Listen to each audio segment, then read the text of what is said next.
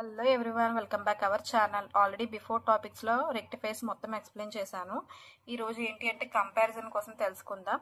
Comparison of rectifier circuit అంటే normal గా దీంట్లో పారామీటర్ యూజ్ చేస్తున్నాము, half wave rectifier, centre tapped full wave rectifier, bridge rectifier, 3 rectifiers use చేసాం కదా. ఆ 3 రెక్టిఫైర్ యొక్క డిఫరెన్సెస్ ఏంటి, ఇది ఏమేమి యూజ్ చేస్తున్నాం ఏంటి తెలుసుకోవడం.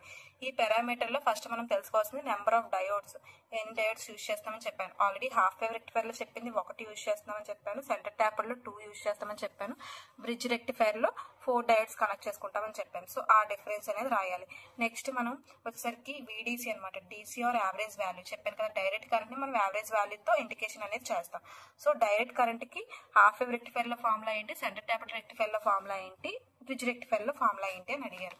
సో ఆ మూడింటికి ఫార్ములా ఏంటి అంటే హాఫ్ వేవ్ రెక్టిఫైర్ లో VP/π ని యూజ్ చేస్తాము, సెంటర్ ట్యాప్డ్ లో 2VP/π ని యూజ్ చేస్తాం. ఎందుకు 2 అంటే మనం సెంటర్ ట్యాప్డ్ అన్నా కూడా 2 డయోడ్స్ ని కనెక్ట్ చేసుకుంటాం కాబట్టి 2VP/π రాసుకుంటాం.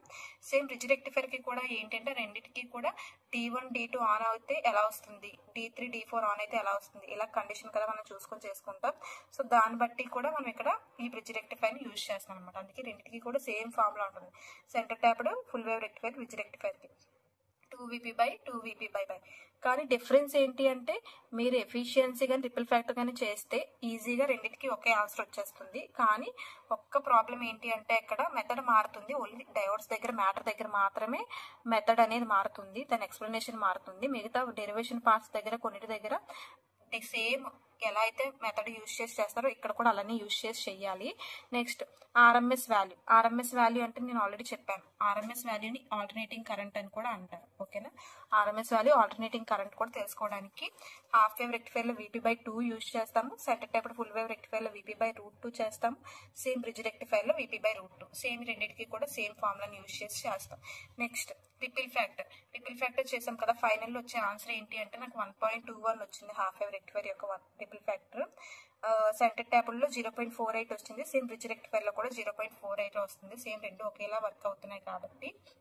Next rectifier efficiency. దాని యొక్క ఎఫిషియన్సీ, ఫైనల్ ఎఫిషియన్సీ చూసారు కదా, చెప్పాను కదా 40.6%. ఆల్టర్నేటింగ్ కరెంట్ నుంచి డైరెక్ట్ కరెంట్ గా కన్వర్ట్ అవ్వడానికి ఎంత పర్సెంటేజ్, 100% ఇస్తే మీరు దాంట్లో ఎంత పర్సెంటేజ్ కన్వర్ట్ అయింది, 40.6% కన్వర్ట్ అయింది. 59.6%, 59.4% అనేది వేస్టేజ్ అయిపోయింది, అంటే లాస్ అయిపోయింది అనమాట సర్క్యూట్ లోనే. సో ఆల్టర్నేటింగ్ కరెంట్ నుంచి డైరెక్ట్ కరెంట్ గా కన్వర్ట్ అవ్వడానికి ఎఫిషియన్సీ ఎంత యూజ్ చేసాం అనేది 40.6%.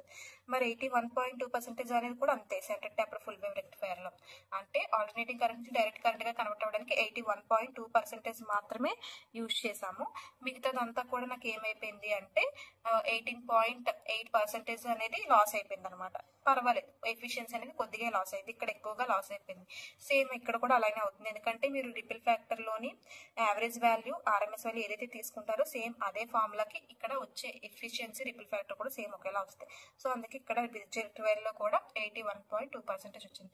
రిపిల్ ఫ్రీక్వెన్సీ ఏమో 50 Hz ఒకటి వస్తుంది మనకి, హాఫ్ వేవ్ రెక్టిఫైర్ 50 Hz వస్తుంది, సెంటర్ ట్యాప్డ్ 100 వచ్చేస్తుంది, బ్రిడ్జ్ రెక్టిఫైర్ లో 100 Hz వచ్చేస్తుంది. టోటల్ గా మనం ఈ డిఫరెన్సెస్ అనేది తెలుసుకుంటే ఈజీగా ఆ మెథడ్ అనేది మనం హాఫ్ వేవ్ రెక్టిఫైర్ కానీ, ఫుల్ వేవ్ రెక్టిఫైర్ కానీ, బ్రిడ్జ్ రెక్టిఫైర్ కానీ డెరివేషన్ చేయాలి.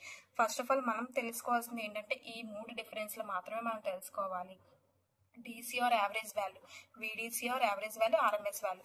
ఈ మూడిటికి ఫార్ములాస్ ఏంటో తెలుసుకుంటే ప్రతి స్టెప్ మనం చాలా ఈజీగా చేయగలుగుతాము. దీనికంటే half wave rectifier, full wave rectifier, bridge rectifier ఒక్కటి నేర్చుకుంటే మిగతా స్టెప్స్ అనేవి కూడా ఈజీగా ఉంటాయి. సో మీరు కన్ఫ్యూజ్ అవ్వకుండా ఉండడానికి ముందు ఈ ఫార్ములాస్ అనేవి నేర్చుకోండి. ఈ 3 types of formulas, half wave కి, బ్రిడ్జ్ కి, centre tapped full wave rectifier కి. ఎందుకంటే centre tapped full wave rectifier నేర్చుకున్న సేమ్ ఫార్ములా కాబట్టి మీకు కన్ఫ్యూజన్ కూడా ఉండదు, హ్యాపీగా నేర్చుకోవచ్చు. So half wave, centre tapped full wave rectifier నేర్చుకొని మీరు ఈజీగా మెథడ్ అనేది చేసుకోవచ్చు. ఈ వీడియో నచ్చినట్లయితే లైక్ చేయండి, షేర్ చేయండి.